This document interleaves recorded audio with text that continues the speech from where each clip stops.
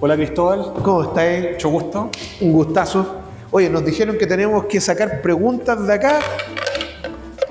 Somos los animadores, los conductores y los entrevistados todo, al mismo claro. tiempo. Ya. ¿Parto yo? ¿O Dale. Ya, parto yo. Veamos. Tan.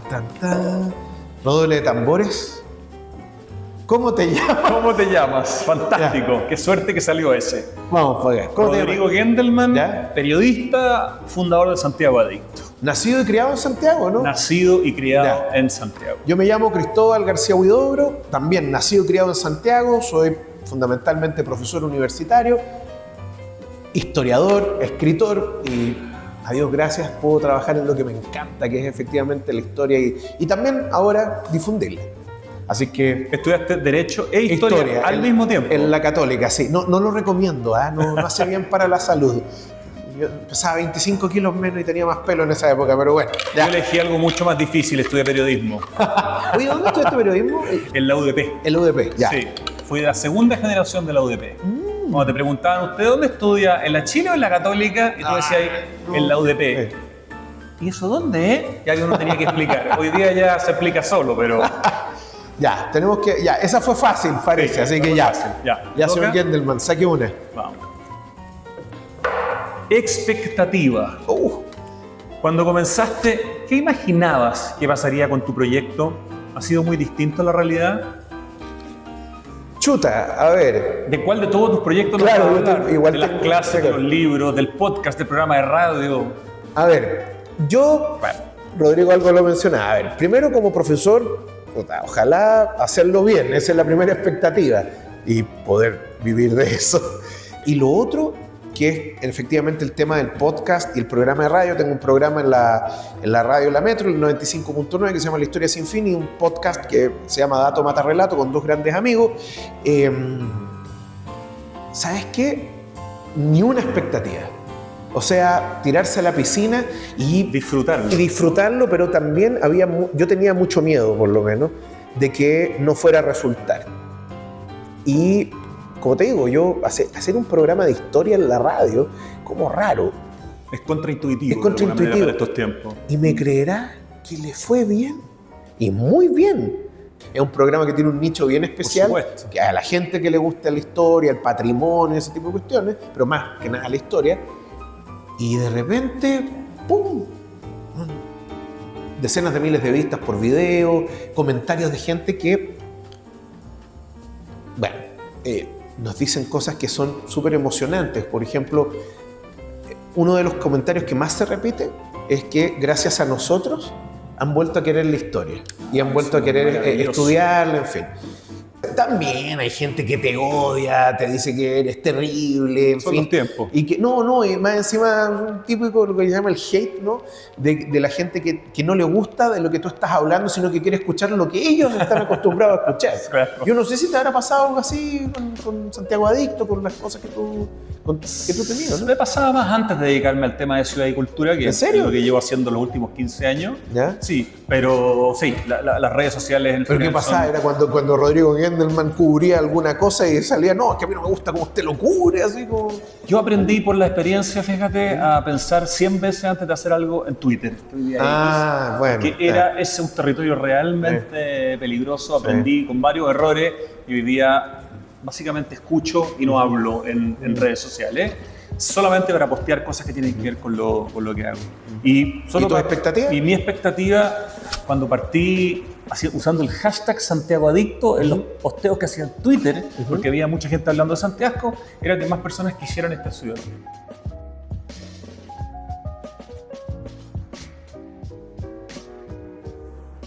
Vamos con la próxima. Ya, esta me toca a mí. A ver. Origen. ¿Cómo y cuándo nació la idea para realizar tu proyecto? ¿Parto yo? Ya. Por favor. Pero espérate, perdón. Antes de eso, Antes tú de estudiaste Derecho e Historia al mismo tiempo. Sí. En el fondo querías ser historiador, pero tuviste que estudiar una carrera más seria para que tu familia, por ejemplo, estuviera tranquila y dijeron, no, si el niño está estudiando Derecho, no solo Historia. Mira, algo de Pero eso el bichito hubo. estaba ahí desde siempre. Algo de eso hubo, pero ojo, a mí me gusta el derecho. Lo que pasa es que si tú me pides que elija, claro, elijo la historia porque la encuentro fascinante, pero ojo que la sistematicidad y el orden que te entrega el estudiar Derecho es perfectamente aplicable al ámbito de la investigación histórica. De hecho, haces clases de historia del derecho. De historia del derecho. De hecho, he hecho clases de historia, o sea, en facultades de historia, pero ahora estoy en facultades de derecho. Entonces, y creo, ¿sabéis qué? Que aportáis más ahí, porque en el fondo es una carrera que los alumnos no van a ver historia nunca, y que ahí tú puedes decir, mira, pero espérese, si usted quiere entender cómo funciona toda esta máquina, hay una historia previa que usted tiene que comprender y que te permite entender el edificio de forma mucho más completa, ¿no?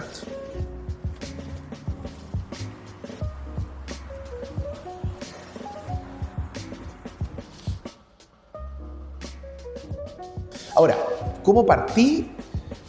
A ver, como te decía, en los libros fue una casualidad nomás porque el primer libro que publiqué fue el 2004. Y de ahí nunca más me bajé del ámbito de la escritura. Ahora, claro, como académico te obligan a escribir las universidades cosas que nadie lee porque se puntúan en ¿cómo se llama? En los grandes índices y que el Scopus y que los papers. Los papers. Y que es dramático porque en el fondo el paper te lo lee una persona que está investigando lo mismo que tú. Entonces, tu radio de acción es bien pequeño. Lo más una revisión de pares. Claro, pero se queda ahí. Y es súper frustrante porque yo creo que aquí uno tendría que ser ambidiestro, como que las universidades deberían también dejar de ser esas jaulas, ¿no es cierto? Esas torres de marfil donde los académicos como decía un amigo mío, no sé si lo puedo decir acá, son como perros, andan permanentemente oliendo sus propias colas y las colas de otros, pero no más allá de eso. Bueno, y a ver, con el programa de radio, bueno, a ver, con los libros llegué a la televisión, aunque tú no lo creas, porque aparentemente la gente empezó a decir, oye, mira qué entretenido cómo escribe este gallo, llamémoslo. Y me invitaron a un programa en la red, que ya no está, que se llama Mentiras Verdaderas, y que el bloque de los lunes se llama Cultura Verdadera. Y la red, de hecho, y ese programa lo conducía el Nacho Franzani, decidió hacer una apuesta arriesgada de tirar en horario prime un programa de cultura, un lunes. Y me creerás que era uno de los programas más vistos del canal. Y el podcast, bueno, nació como te lo contaba antes, pues, cuando estábamos con mis amigos, ¿no es cierto? Y mi señora, fue en un asado. Y estábamos echando la talla, conversando, etcétera. Y mi señora nos dice a los tres, oye, ¿sabéis qué? Ustedes son muy entretenidos, deberían hacer un podcast. De hecho, el primer capítulo fue sobre José Miguel Carrera. Y nosotros somos, en general, súper críticos con los endiosamientos. Y te explico la cantidad de odio que llegó de estos fanáticos religiosos que les gusta Carrera, así como también O'Higgins tiene los propios, Portales tiene los suyos, en fin, así como el nombre de personaje histórico y tiene su fanática. Don Pedro no. Lamentablemente Pedro Valdivia no tiene un culto. Pedro Valdivia por Pedro Subercasoa, todo esto, dos por lo demás, gran bonito cuadro, ¿eh? Sí.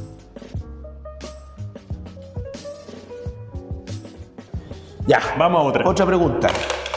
Le toca, señor. Le toca. Esta es suya. Ay, espérate, hay que meter esto acá. El lugar.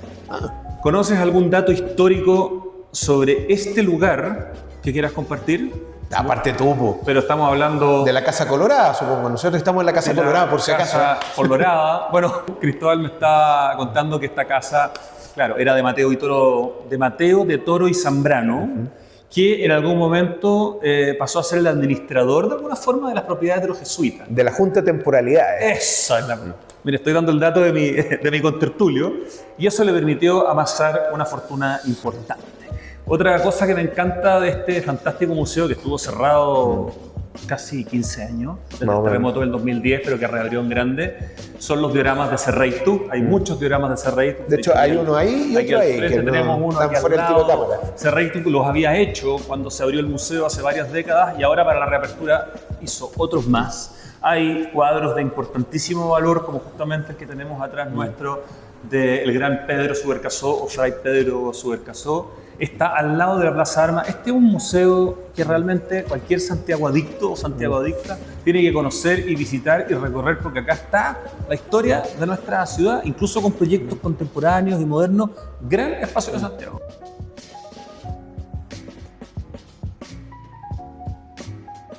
Yo les tengo otro dato. En general, Santiago era una ciudad bien plana. Me explico. edificios de más de un piso era difícil de encontrar. Las iglesias eran los edificios más grandes, más imponentes, pero cuando tú tenías una casa que tenía más de una planta, es decir, tenías primer piso y segundo piso, no. Eso no solamente es prestigio, sino que también es dinero. Y efectivamente el conde de la Conquista, que ya había amasado una fortuna previa en la minería, después de la Junta de Temporalidades remata, porque él era el presidente de la Junta de Temporalidades, remató algunos de los mejores fondos de los jesuitas y con eso su fortuna se dispara.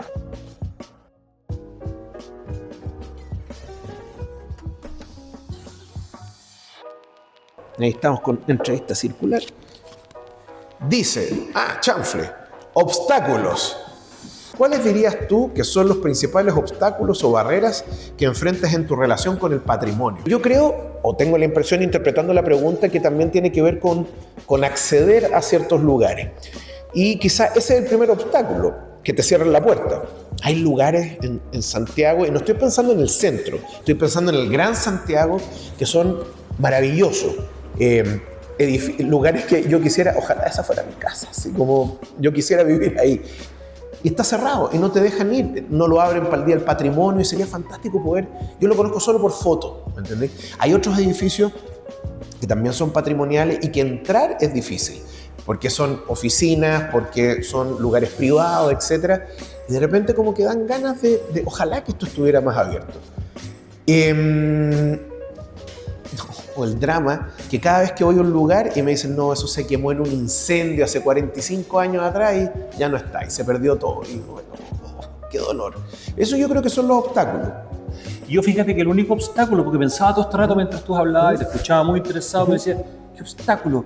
En realidad el principal obstáculo que veo es el desinterés que podría haber en las personas en realmente apreciar lo que tienen de frente. Muchas veces el santiaguino o el chileno tiene una capacidad de hablar mal de su propio país, de su propia cultura. Muchas veces escuchamos a chilenos hablando de este país, en vez de decir nuestro país, como que me separo del lugar.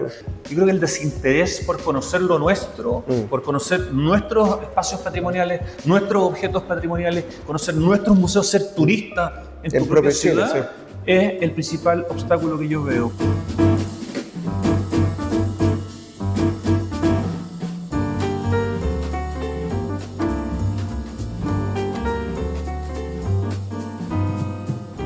Dice, legado futuro.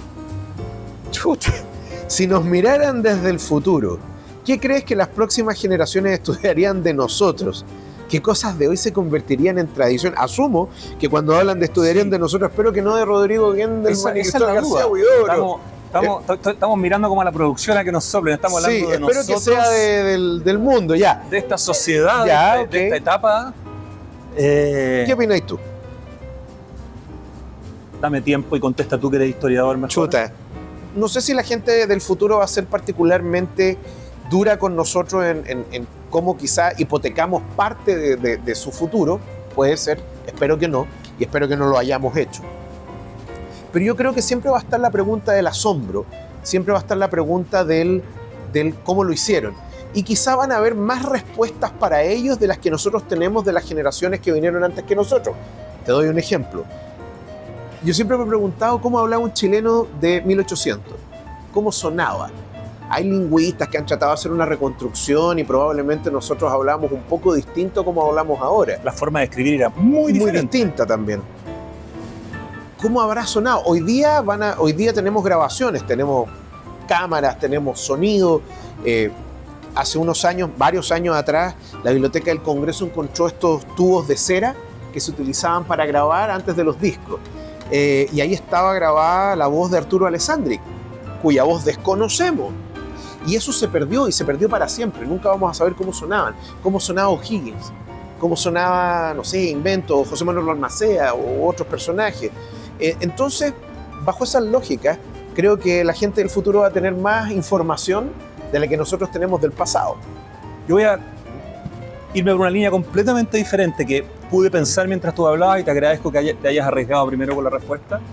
La inteligencia artificial es algo que en 50 o 100 o 200 años más puede haber cambiado todo. Tal vez no, Tal vez sí, no sabemos cuál es el impacto que va a tener esta revolución, pero lo que sí sabemos, y por lo menos concuerda bastante gente inteligente, es que esta es una inmensa revolución.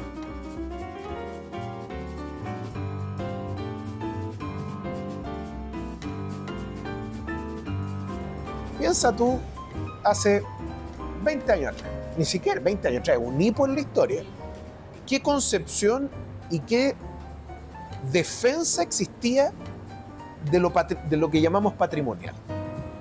Cero, era como que la gente te miraba, no, este edificio es muy antiguo, botémoslo, construyamos algo nuevo, afuera lo viejo, adentro lo nuevo, en fin, era como que no había interés, o que todo era muy caro y que para qué andábamos protegiendo edificios patrimoniales, etc. Una tontera, démosle con el Sí, ha habido un cambio exponencial y probablemente. había un cambio bien importante. Sí. Yo creo que desde el punto de vista también de lo que es la protección del medio ambiente, el cuidado a la naturaleza, y que hasta cierto punto, igual el proteger el patrimonio común es una forma de proteger tu propio medio ambiente histórico, llamémoslo de esa forma.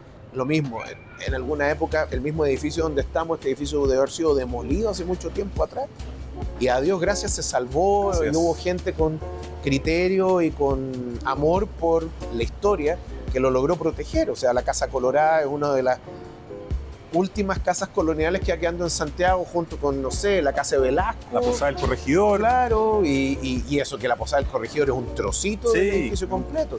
Y quedarán, no sé, algunos pocos edificios más, que no todos se lo llevan los terremotos. También hay, bueno, una mentalidad en cuanto a la arquitectura y a la construcción que no es precisamente, no va de la mano con proteger el edificios que son históricos.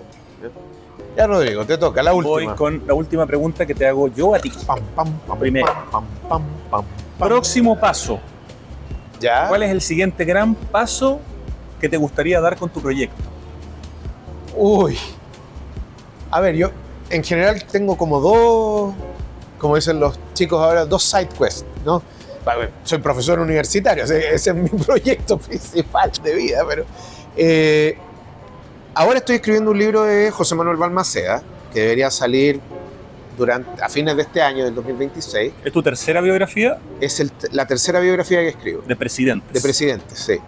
Tengo ganas de escribir una biografía sobre Catalina de los Ríos. Me encuentro súper interesante porque la cantidad de material es mínima. Es que era analfabeta partiendo por eso, entonces tendría que hacer una revisión historiográfica de lo que se ha escrito sobre ella, que son puras pestes. Y en realidad pareciera que el personaje no iba por ahí, pero bueno.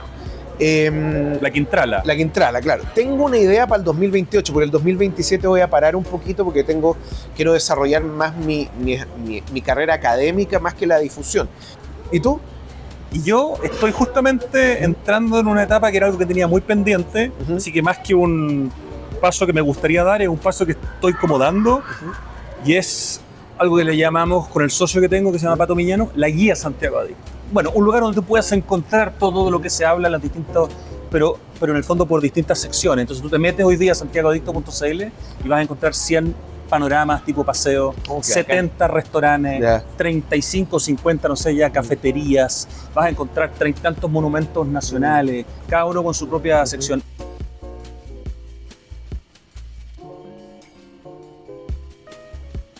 No, yo creo que esas cosas te ayudan, como algo que estábamos comentando antes, a amar más también el lugar donde tú vives. Y además es un argumento cuando alguien dice, no, es que la ciudad de Santiago es fome. Perdón, mira, está.